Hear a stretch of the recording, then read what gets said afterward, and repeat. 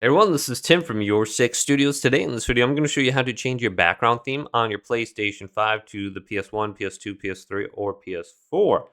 So with the new update recently, if we go on down to System now, we can go to where it says Appearance. Then go to the right, and we can change this from the default. We can go to the PlayStation Appearance right here, and we can go back.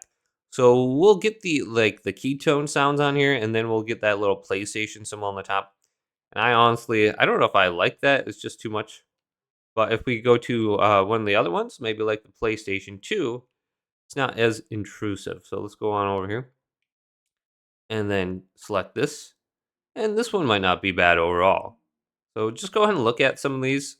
Hopefully this video did indeed help you out. If it did, leave it a big thumbs up. And subscribe to my channel down below for more tech videos coming up next on Your Six Studios.